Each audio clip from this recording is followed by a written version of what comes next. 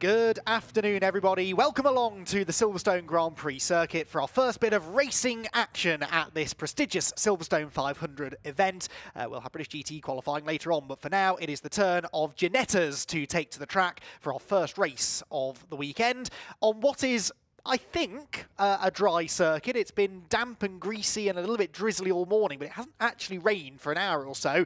And with that wind blowing through that you can see on your screens, courtesy of the SRO and British GT flags on pit wall, there is a stiff breeze blowing across the place. That should be drying the circuit pretty well, hopefully, ahead of what should be an entertaining 25 minutes of racing in this, the Ginetta GT Academy series, a championship that started, as did all of the Ginetta Racing Championships, a few weeks ago at Oulton Park, now makes its way to a completely different kind of racetrack. Equally as challenging, the Silverstone Grand Prix circuit, but for very different reasons, really, than the Oulton Park circuit that greeted these largely inexperienced drivers for their first rounds of the 2024 season. Well, speaking of inexperienced, you don't get really a lot more inexperienced than James Nicholas, who achieved the impossible, really, many thought, at Oulton last time out. He won the 2024 PalmerSport Ginetta Scholarship pre-season. When I say pre-season, only just pre-season. I think a week or two before the first rounds of the championship, he won that scholarship, courtesy of Motorsport Vision, and got his race licence, I think, less than 2 weeks before the first event, and then rocked up at Oulton Park, qualified on pole position, and won a race on his debut. I know this is a championship very much aimed at rookies, and it is designed to be the first sort of rung on the Ginetta racing ladder, but even so, that was a truly remarkable achievement, and he's potentially about to do it all again here at Silverstone, because James has qualified on pole position, as you can see, in the Union flag liveried number 24 car. Alongside him, Julian Wantling. Now, Julian actually left Oulton Park as the championship leader because he had a slightly more consistent time of it, basically, across the first event, whereas James Nicholas went well in the dry on Saturday, but then did struggle to get to grips with the car in the wet on the Monday. And boy, was it wet on the Monday. So race 2 in particular, he struggled, but race 3 made some noticeable steps forward. He, I'm sure, though, will still be very happy to see that the track has dried out largely ahead of this first of 3 races this weekend. So the car's released onto the green flag lap from the national end of the circuit. Those of you in the know will know that we have 2 pit lanes, 2 paddock complexes here at Silverstone. We're based on the national for this opening, for this second event, I should say, of the season. And it's James Nicholas who will start from that national pit straight on pole position alongside Julian Wantling. Mike West and Harry Gamble are next. Harry Gamble is the rookie class championship leader, leaving Oulton Park. Luke Shaw, who lines up right behind him, is second in that championship, 11 points between them, and he's got Thomas Balfour for company on row 3. Row 4 for Mark Ellman and Gareth Thomas, whilst the top 10 on the grid is completed by Mike Taylor and Ali Al-Jafali. And then on the 6th row, Peter Thompson and Amy Tomlinson. Amy was in the wars a little bit at Oulton Park, but showed some promising pace. Emma Tomlinson likewise, who will start 13th alongside Paul Thomas. The penultimate row of the grid, Lucie Hodgson and Lucie Tomlinson, the third of the Tomlinson Brigade. And then right at the back of the field, Gilbert Verdian, a newbie to the championship, running with SVG Motorsport. And actually one of the few rookies not running with Want to Race. It's not the law that you have to run with Want to Race if you're running in the Rookie Championship, but they do seem to field most of the newcomers, and they do a terrific job of it as well. James Nicholas, though, starting from pole position. Further back, we'll have some good views of the action courtesy of Mike Taylor. I'm sure Mike Taylor often finds himself in the thick of the action from what we learnt at Oulton Park. Hopefully, for our sake, he'll do the same again today, because he's got an onboard camera, and he's not the only onboard view that will have Mike West in car number 42, also carrying one of our onboards. He'll be starting 3rd on the grid, so that could be an interesting car to jump on board with early on in the race to see whether he can convert a 2nd row starting position, perhaps into the race lead in the early exchanges. So 25 minutes the duration, because this is a longer lap. We're on the full Silverstone Grand Prix circuit, so 3.66 miles in length, and the pole position time was a 2 minutes 30.316. Now, I don't think it was fully wet in that qualifying session. It was damp, I think, by the end of it, so we may see them go a bit quicker than that now, hopefully, in what are much more favourable conditions. The wet conditions, though, didn't stop drivers from flirting with the outer edges of the track, shall we say, because we had quite a few lap times disallowed for exceeding track limits in qualifying. I guarantee that will not be the last mention of track limits in this race over this weekend. It's always a talking point when we come here to Silverstone, and drivers have to be mindful of it because time penalties will be added at the end of the race if you stray too far beyond those white lines, particularly at the parts of the circuit where that is being monitored. So 2x2 they run down the Wellington Straight, a rolling start for the GT Academy Championship. Again, those of you who perhaps weren't tuned in to Oulton Park might have missed this change in the regulations, that we will go to rolling starts now in 2 of the 3 Ginetta Racing Championships. And the GT Academy is one of them, a sensible decision. I think these cars can be notoriously tricky to get off the line, and again, we're dealing here with drivers by and large who don't have a tremendous amount of experience. So rolling start, 2x2 they will run out of Luffield, the safety car will pull into the pit lane, and then we'll be racing for round number 4 of the 2024 Ginetta GT Academy. James Nicholas on the left, Julian Wantling on the right, who will lead them into Copse Corner for the first time, and more importantly, who will lead and score maximum points at the end of 25 minutes of racing around the Silverstone Grand Prix circuit. The red lights will go out now, and we are go here at Silverstone. Already Thomas Balfe there breaking ranks from the 3rd row of the grid, the blue and orange car, but Nicholas will hold on to pole position. There's a bit of touchy-feely stuff in the midfield. That was between, I think, the number 23, which got elbowed out wide. That was Harry Gamble, who's had a dreadful start, and he tangled with, it might have been Gareth Thomas, I think, as they went into Copse Corner, but they're all still there. One car with a bit of tyre smoke pluming from behind them, which suggests a bit of bodywork rubbing on a tyre, but they're all still running, and Nicholas is trying to run away at the front of the field. It is Wantling second. Thomas Balfe, though, we saw him breaking ranks, got a really, really good reaction time, and he runs 3rd as they head onto the Hanger Straight for the first time. Julian Wantling down from 2nd to 4th, and who is that nestled in behind him in 5th position? That looks to me like Gareth Thomas from 8th on the grid, also gaining 3 spots. On board then with Mike Taylor, who is sideways heading into Stowe Corner. It might be a mainly dry circuit now, but that doesn't mean it's any warmer out there. Tyre temperature is at a bit of a premium in the early stages. All concertina together on the brakes into the club chicane, and that was Mike, I think, going around the outside of somebody and stealing a position. No, in fact, he is hung out to dry, I should say, by the recovering Harry Gamble, who gives him a hip check. Over the curb goes Mike West, and Harry Gamble wrestles the Elite Motorsport car up another place. But Harry Gamble, that number 23, started 4th on the grid, and it's unlike a rolling start, really, to produce that sort of positional change. You don't tend to lose that many places on a rolling start, but he quite clearly did not get going, and has it all to do now to try and salvage a meaningful result from this race. So through Village we go. The green and gold car is Mark Ellman, the number 88, started 7th. Behind him, Ali Al-Jafari, who had a few moments at Oulton Park, but getting stuck in already in the early stages here at Silverstone. So too, Mike West, who does there gain a position heading out through the loop. The left-hand kink at Aintree, easily flat out in these Ginetta G56s. And then the next time you hit the brakes is down here at Brooklands, one of the best overtaking opportunities on the circuit, and Thomas Balfe is trying to prove me right by finding a way past Julian Wantling, but Julian defended the inside line nicely. Drifts wide on the exit of Brooklands, but that gives him the inside for Luffield, where he is still running a bit too wide, though. And this time he will yield the inside line to Thomas Balfe, who is really up for it today, isn't he? Started this race in 6th position. By the end of lap 1, he's challenging for 2nd and wants to get a move on, because he can see James Nicholas already pulling away to the tune of 1.6 seconds. Balfe up the inside does snatch 2nd place away, and Wantling demoted to the bottom step of the podium. Julian Wantling still leads in the GTA class, though, for the non-rookies. The 2 drivers ahead of him, both in their first season of racing with us here at GT Academy. So both entered into the rookie class. Move made there for 4th place. Mike West losing a spot to the number 21 of Luke Shaw, who has a lot of understeer in the number 21 car, heading out through Chapel to the Hanger Straight. A brilliant sight they make, though, the 17 cars that take the start. So a slightly bigger grid than we had at Oulton Park. We were promised this, actually, across all of the Ginetta series heading through the season. We would have a few more cars on the grid. Good to see that the GT Academy Championship is delivering on that promise. It's a fantastic series to be involved in. Lots of drivers, I think, now, aspiring racing drivers, realising that, getting their name on the entry list. Side-by-side battle there further back. Mark Ellman, I think, trying to find a way past the number 6 machine, and Peter Thompson, who's got the inside line. No, it's not actually. It's the 63, that was, of Ali Al-Jafari. So Jafari has gained a spot, moves up into the top 10 now at the expense of Mark Ellman, who at the start of the lap was challenging Thompson, but has drifted away now from the black and white car. Just ahead of him is a side-by-side scrap between Thomas and Gamble. So this is Gareth Thomas trying to get back ahead of Harry Gamble. who found a way back past him moments ago, then runs very wide coming out of Abbey.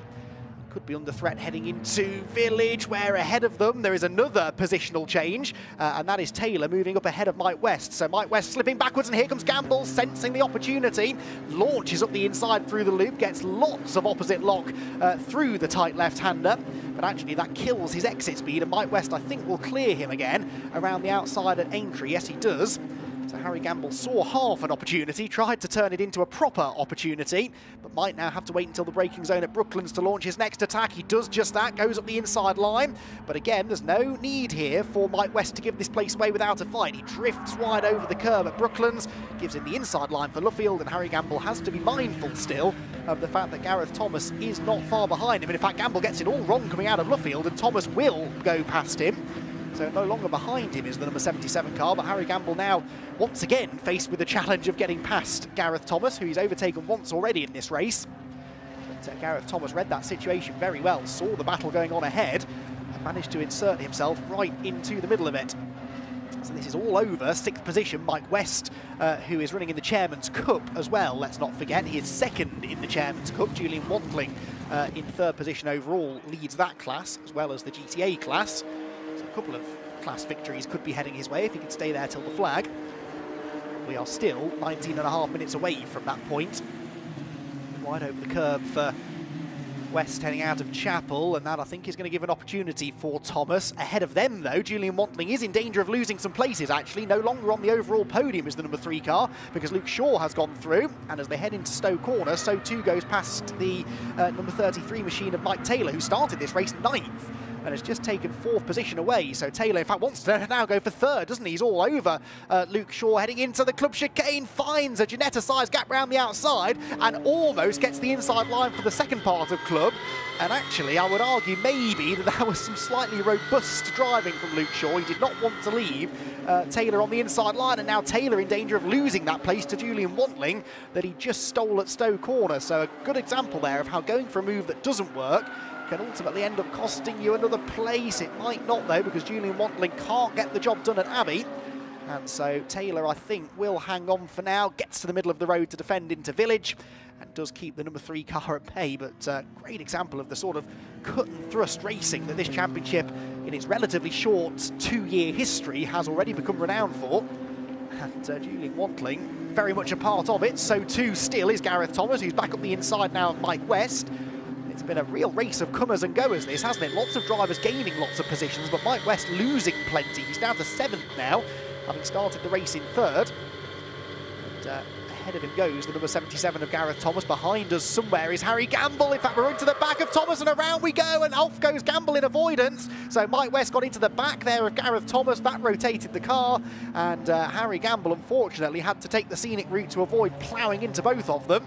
So Gamble just can't catch a break in this race, can he? Started 4th, but having lost that ground at the start of the race, just hasn't ever really been able to recover.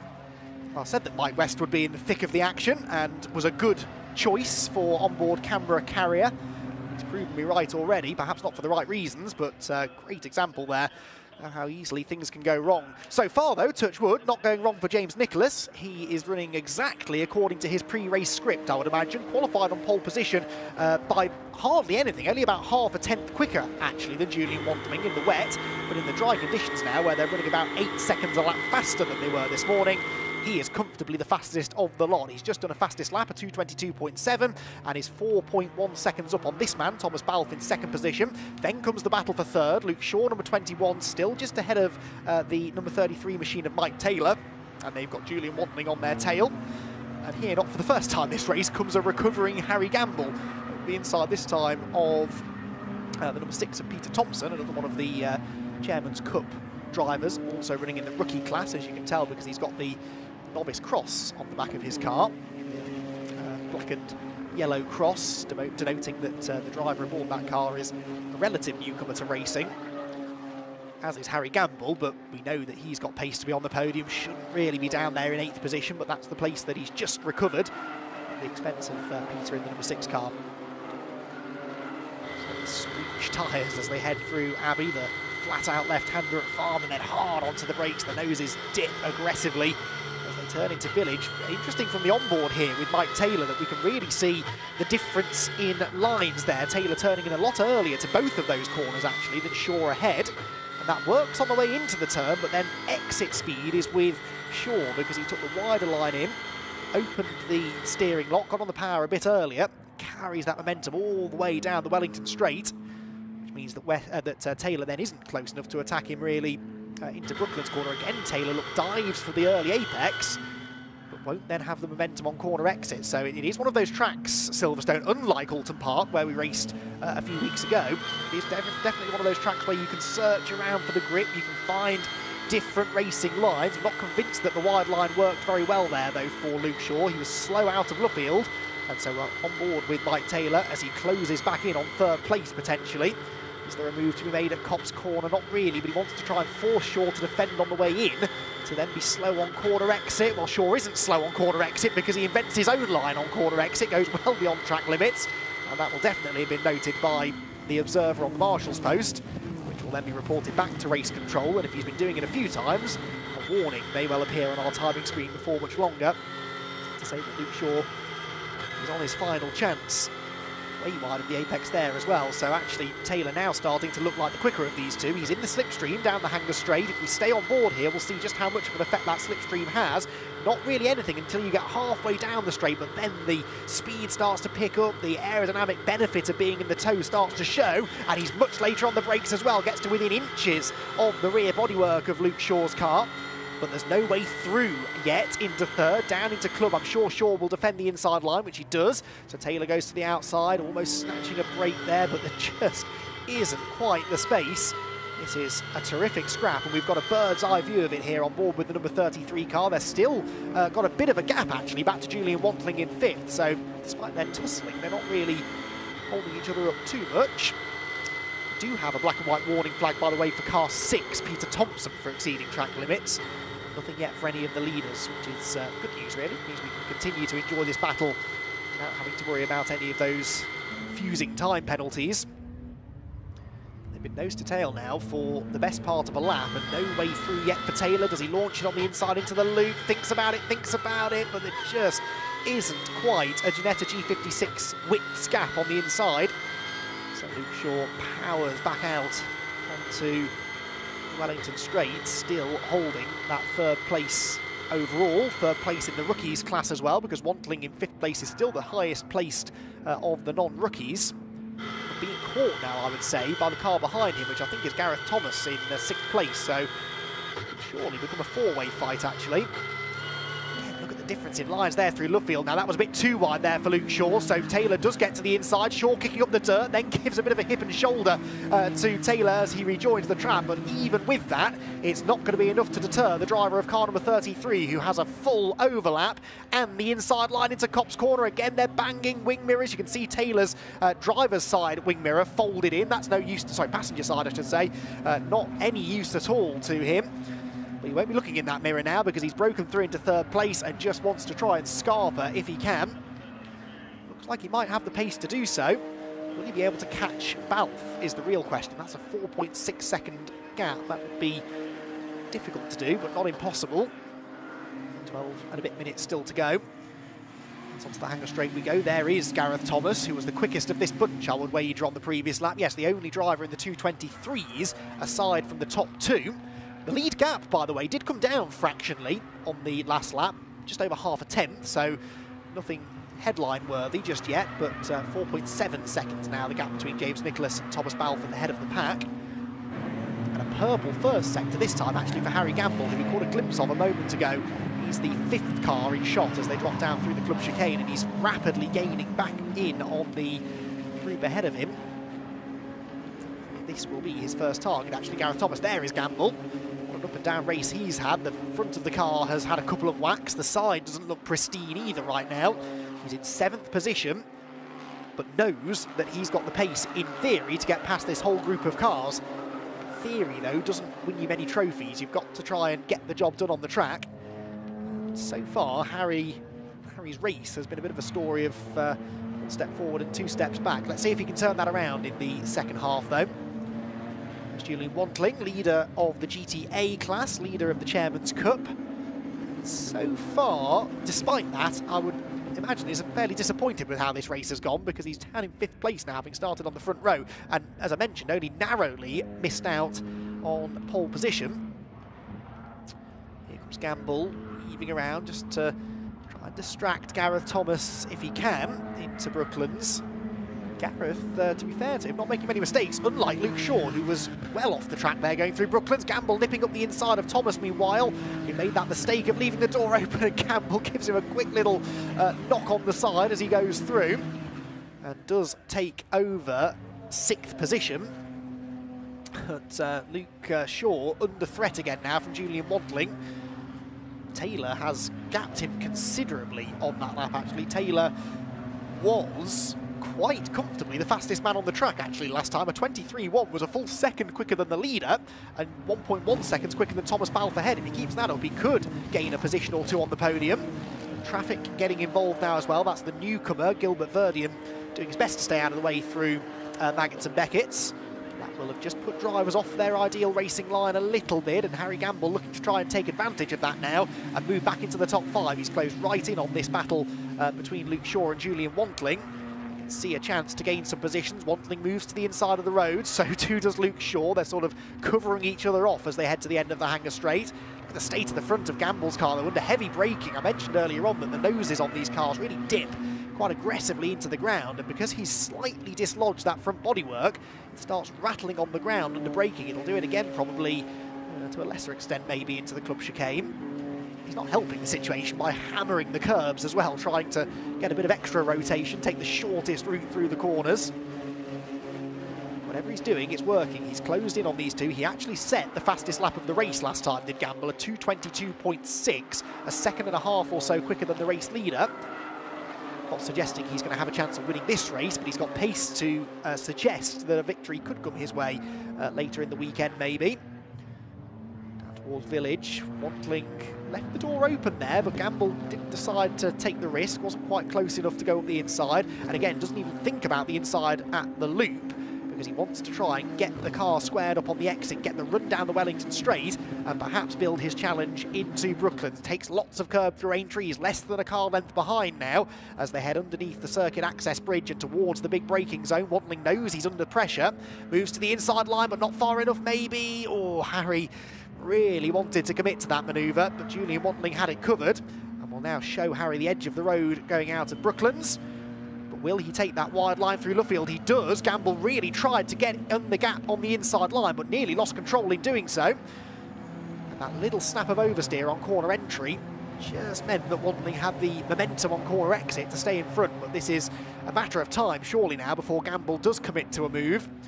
Again, looks to the inside at Cobb's Corner and actually does more than look. He does now commit to the inside line, moves through, and around goes Wantling, all right in front of the pack coming out of Cobb's Corner. That is a terrifying place to be pointing the wrong way, and thankfully finds his way out onto the runoff area. But Julian Wantling, I think, just knocked out of his rhythm a little bit there with the move by Gamble. I don't think he really expected Gamble to go for it into Cobb's Corner, but he did. And Wantling, perhaps out of shock, lost control of the car. And thank goodness no one else was coming, because that is a full commitment corner and it's blind as well. So cars behind wouldn't have had any idea that was happening. Here's the replay. Look, Gamble goes for it quite late, actually, just before they hit the brakes, wriggles up the inside, and Wantling just... he was offline slightly, yes, but it's not wet down there as far as I know. Not entirely sure how he lost control of the car, but anyway, he did, and around he went, and he has completed the first sector out of the top 10 now. So lots of time lost, but it could have been a lot worse, in fairness.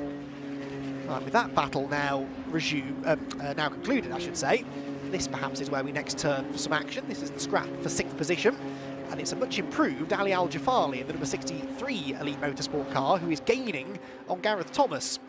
So Gareth Thomas under a bit of threat now as they head towards Abbey. The next car behind them, by the way, is number 6 of Peter Thompson. I mentioned earlier on he'd been warned about exceeding track limits. Well, he didn't heed that warning, and so he's now been handed a 5-second track limits penalty, which will be added onto his time at the end of the race. So that will knock him certainly behind Mark Ellman and Paul Thomas, and maybe behind one of the Tomlinsons as well, Amy Tomlinson, the first of the Tomlinsons in 11th at the moment. So here is the race leader. We've got just under 6 1/4 minutes to go. And the PalmerSport Scholarship Winner is perhaps only 6¼ minutes away from becoming a two-time Ginetta GT Academy race winner this season. Thomas Balfe is still pushing and is still actually taking some time out of the leader, half a second on the previous lap. And this doesn't look like 4.1 seconds to me, which is what it was 2.5 minutes ago. Let's see, Nicholas does a 2:24.3, Balfe in pursuit a 2:24.0, so about just under 3/10 gain, not enough really for Balfe at this stage. Taylor in third though isn't catching him by any more really, again 3/10 faster. Shaw in fourth position sets a personal best lap, but is still a 10th slower than Harry Gamble, who is now within a second of him as they head towards Copse Corner once again. Further back, Mark Ellman here, nipping up the inside, is he, of Peter Thompson. Well, Peter hangs on, but remember, Thompson's got that 5-second penalty to be applied. The last thing he wants to be doing, really, is battling with other drivers. That will hold him up and could bring others within 5 seconds of him, which will, of course, affect his finishing position for this race even more. So far, though, he is the only driver, touch wood, to have even been warned about track limits, let alone penalised for them, so drivers generally are behaving themselves. I think at this point it's such a well-known talking point when we come to Silverstone, track limits. The drivers sort of know now what they can get away with, what they can't. And the drivers in the GT Academy, despite their relative lack of experience, doing well to stay within those track limits. Now, here is Julian Wantling, 12th position he sits in, just behind Amy Tomlinson in the number 11. So Wantling, who remember started second on the grid. What a disaster he's had after that spin at Copse Corner a few laps ago. But just behind Amy Tomlinson. And actually this is a battle for class position because Amy runs in the GTA class, so does Julian Wantling. And they are second and third respectively, and they will still be second and third coming out of Club Corner, but in the opposite order because Wantling in the end makes that look pretty easy. Amy Tomlinson not able to put up much of a fight. So through goes Wantling into 11th overall, but at least second in class. But you score points in this championship based on your overall finishing positions, so it doesn't actually make a huge difference with regards to your class finishing position.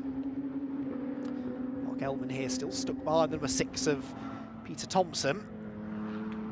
As there, Luke Shaw has now well and truly been caught by Harry Gamble. So Harry Gamble, the rookie class championship leader, arriving here at Silverstone, 5th overall at the moment in this race, and 5th within Class 2, so wants to try and make a bit more headway if he can. If he gets on with this, he could still catch Mike Taylor and get back onto the podium, I reckon. He's got the pace, he's still got that fastest lap of the race that no one else has got really anywhere near.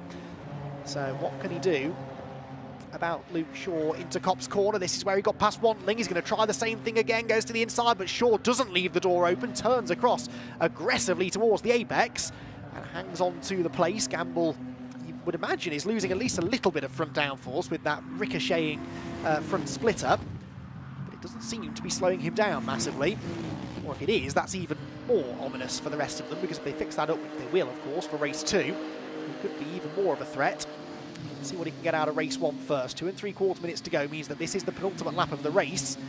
So if he wants to have any chance of catching Mike Taylor, he's really got to get this move done and get it done now. Look at Luke Shaw weaving around to try and break the toe. It's not really working though. Gamble is definitely closing as they head for Stoke Corner, late on the brakes. The front of the car again bouncing off the ground. But Luke Shaw, steady as he goes, just hanging on to 4th place for now.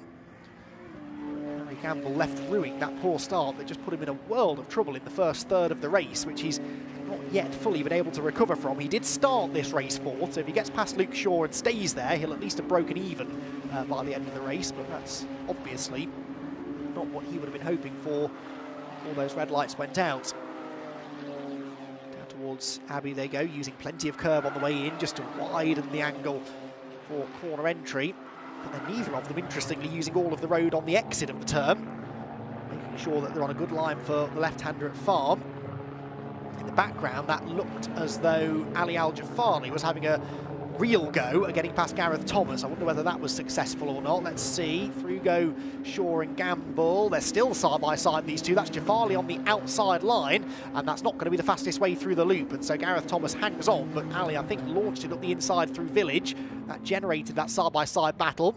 We don't know which of these two to watch, really. Harry Gamble is thinking about it, goes for the move on the inside at Brooklands, desperately late on the brakes, but I think he's going to slide through into 4th position. Luke Shaw just doesn't have the grip on the outside line. In fairness, though, Gamble didn't have the grip on the racing line either. A big slide, then a lock-up going into Luffield.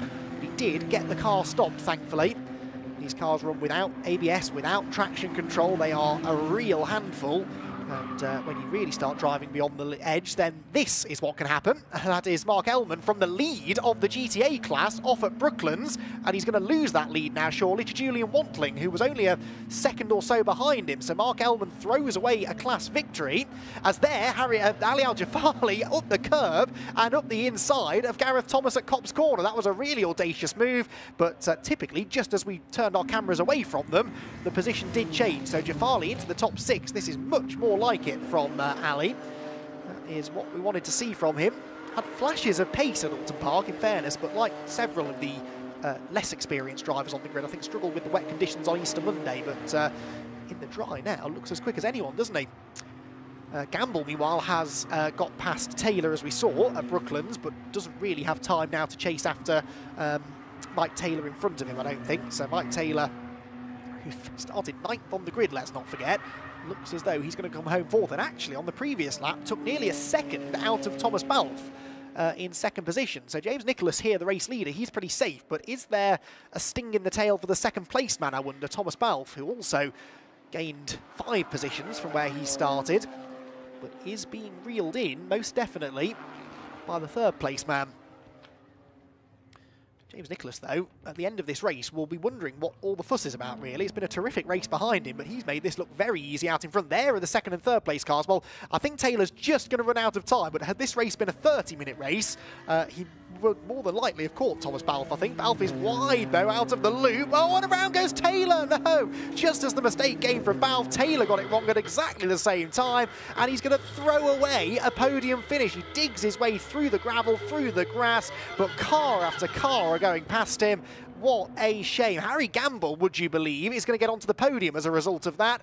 But yet again, James Nicholas is going to be none the wiser as to what's been kicking off behind him, because he is bringing the number 24 car around Luffield Corner towards Woodcote and the checkered flag, and another race victory in his debut season of car racing.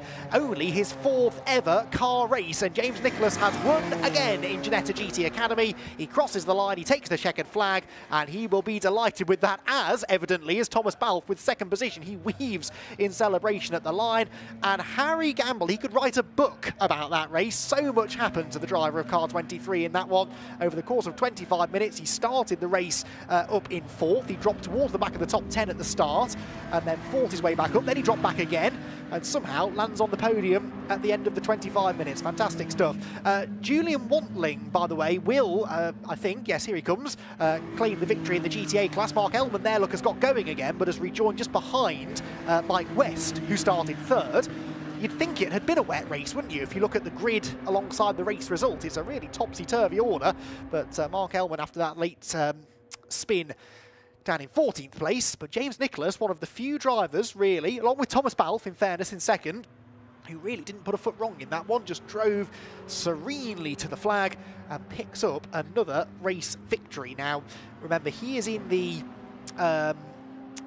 rookie class. He was 3rd in that championship coming into this weekend, some 22 points behind Harry Gamble, but he was 2 places clear of Gamble in that one, so we'll definitely have claimed a few points back. I know it seems early in the season to be worrying about championship points, but all of the races count the same. They do have dropped scores that they can take into account, but that won't really come into effect until we get towards the back end of the 21 race season, which runs alongside the British GT Championship for 6 of their 7 events, the only exception being the Ginetta G-Fest, which takes place at Anglesey in the summer.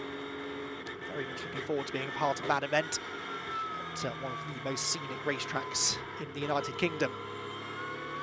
So, James Nicholas victorious, Thomas Balfe 2nd, Harry Gamble will be relieved, I think, to have got into 3rd place at the end there. Thomas Balfe waving to the marshals, perhaps waving to the camera as well, that he had on board his car.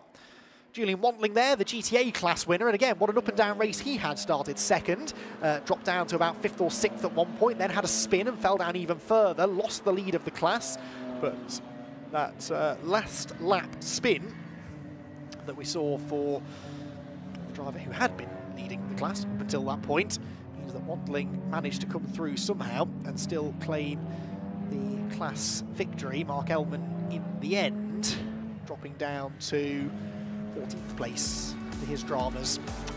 So it was James Nicholas who claimed the victory by 4.8 seconds in the end over Thomas Balfe in second, Harry Gamble third, Luke Shaw fourth, and Ali Al-Jafari with his best result of the season so far in fifth. Gareth Thomas was sixth ahead of Mike Taylor, Paul Thomas, Peter Thompson and Julian Wandling, with Amy Tomlinson, Emma Tomlinson, Mike West, Mark Ellman, Lucie Tomlinson and Lucie Hodgson, the last of the lead lap runners. Gilbert Verdian was in 17th place, while the class victories, well in the rookie class of course it was James Nicholas victorious, whilst Julian Wandling won in the chairman's, won in the GTA class. It was actually Peter Thompson in ninth, who was the first Chairman's Cup driver to see the flag. So good stuff as always from the GT Academy. They will be back out on track again a little bit later in the weekend. A busy weekend as always for our Ginetta Championships, as they have just the 2 races though here at Silverstone, because they're slightly longer races and it's a very busy weekend with the Silverstone 500 to come tomorrow. Just the 2 races, one today and one tomorrow, but we look forward to having them back out again on Sunday. Meantime, though, lots more Ginetta racing still to come today. We've got the Ginetta Junior Championship up at about 3:25, and we'll actually conclude our Saturday's action here at Silverstone with the first race of the weekend for the Ginetta GT Championship. So, first race done then for GT Academy. It is another race victory for James Nicholas, but a drama-filled 25 minutes. Bodes well for their second race, which is to come tomorrow. But for now, here from Silverstone and the Ginetta GT Academy, it is goodbye.